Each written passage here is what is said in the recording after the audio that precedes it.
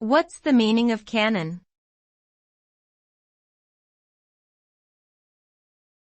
Cannon.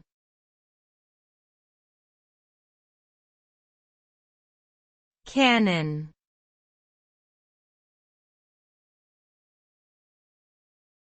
Cannon.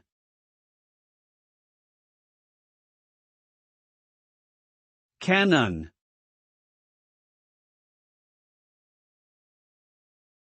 The word cannon has multiple meanings depending on context.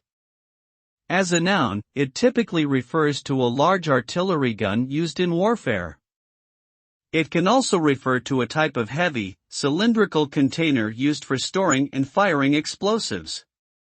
In a figurative sense, the term cannon may refer to an intense burst of activity or a sudden explosion of emotions.